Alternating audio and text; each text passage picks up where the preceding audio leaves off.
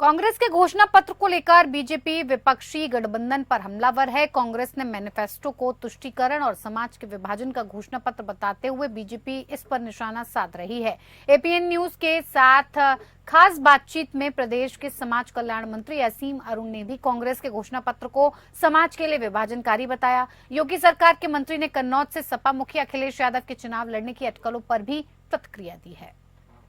समाज कल्याण मंत्री असीम अरुण जी हमारे साथ हैं। असीम जी, कन्नौज से विधायक भी, हॉट सीट है, अभी समाजवादी पार्टी ने तय किया है तेज प्रताप को वहाँ से मैदान में उतारा है। कयास लगाए जा रहे थे कि अखिलेश यादव उतर सकते हैं और अब भी कयास है कि शायद कुछ थिंक टैंक उनका सोच रहा है कि अखिलेश यादव को मैदान में लाया जा सकता है। आप क्या कहेंगे कन्नौज की सीट को? मुझे नहीं लगता कि सपा के पास कोई थिंक टैंक है। हाँ, ये जरूर लगता है कि शायद जो उनकी सर्वे टीम है वो ठीक है। उसने उनको बताया कि कन्नौज की स्थिति सपा के अनुकूल नहीं है, जिसकी वजह से अखिलेश जी को डर लग रहा है, उनके पैर कांप रहे हैं। पहले तो उन्होंने कहा कि वो नहीं लड़ेंगे और तेज प्रताप जी को परसों उतारने का निर्णय लिया गया। अब आपके माध्यम से मैं सुन रहा हूँ कि शायद स्वयं आ रहे हैं। जो भी आए स्वागत है, आकर के देखें कि कन्नौज की ज़मीन किस तरीके से भारतीय जनता पार्टी को स्वीकार चुकी है। परखना चाहते हैं तो परख लें, लेकिन ऐसा प्रत्याशी कन्नौज को दे, तेज प्रताप जी ऐसा प्रत्याशी ना दे जिसने राष्ट्र के लिए कुछ काम किया हो, कोई योगदान किया हो, कम से कम कन्नौज का रहने ही वाला हो। कन्नौज की जनता सूरत पाठक जी को इतना प्यार करती है कि ऐसे किसी प्रत्याशी को सिरे से खारिज करेगी। कांग्रेस के मैनिफेस्टो को लेकर पीसी के मुख्यमंत्री ने, प्रधानमंत्री भी लगातार हमला कर रहे हैं। आपको क्या लग रहा है कि क्या दिक्कत है कांग्रेस के मैनिफेस्टो में जो आप लोग इतने हमला?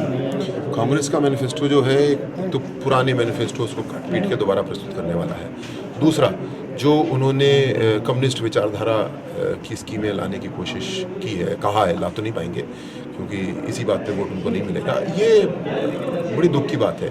दुनिया आज कितना आगे बढ़ चुकी है। जब गरीब को कैसे मजबूत किया जाए, इसके लिए सबका साथ सबका विकास की जो सिंपल सी बात है वो नीति है। 25 करोड़ लोगों को हम गरीबी से निकालने में आज कामयाब हुए हैं, लेकिन जो कम्युनिस्ट विचारधारा है उसकी वो पूरे देश में फेल हो चुकी। उसके आधार पे अगर काम करने की हम बात सोचेंगे तो वो केवल लोगों में फूट डालने वाली बात है, लड़ाने वाली बात है। तो ऐसी पार्टी जो अपने भविष्य के बारे में ही क्लियर नहीं है, वहाँ वो राहुल गांधी का टिकट नहीं तय कर पा रहे हैं कि अमेठी होगा कि रायबरेली होगा, यहाँ पे अखिलेश नहीं तय कर पा रहे हैं। जो लोग अपना टिकट नहीं तय कर पाते हैं वो राष्ट्र का भविष्य क्या तय करेंगे? एक अंतिम प्रश्न है कि मंगलसूत्र को मुद्दा बना लिया है कांग्रेस ने, प्रधानमंत्री ने ये वक्तव्य दिया था राजस्थान की रैली में। आप क्या कहेंगे कि किस नजरिए से इसको देखें? देखिए, ये स्पष्ट रूप से कांग्रेस के मैनिफेस्टो में जो बातें आई हैं, उन्होंने कहा कि एक मूल्यांकन करेंगे किसके पास ज़्यादा संपत्ति है, किसके पास कम संपत्ति है। मतलब ये भगवान जाने किस इकोनॉमिस्ट का ये विचार है। ये व्यावहारिक रूप से संभव ही नहीं है करना, और नैतिक भी नहीं है ऐसा करना। लोगों के बीच में संपत्ति का बंटवारा कैसे हो? एक फैक्ट्री अगर काम करती है, जो उसका प्रॉफिट है वो कितना मालिक को मिले, कितना मजदूर को मिले, ये मूल बात होती है। और इसको अच्छे से बांटना चाहिए, इसके नियम बने, इसके कानून बने। इसी को बहुत आसान शब्दों में मोदी जी ने सबका साथ कहा। सबका साथ, प्रॉफिट जो कंपनी कमाती है वो भी सबका साथ होना चाहिए। यही परिणाम है कि 25 करोड़ लोग आज गरीबी से बाहर निकले हैं। हमारे उद्योग भी दुनिया आसमान को चूम रहे हैं, और साथ साथ जो हमारा मजदूर वहाँ काम करता है उसका जीवन शैली भी अच्छी हो रही है।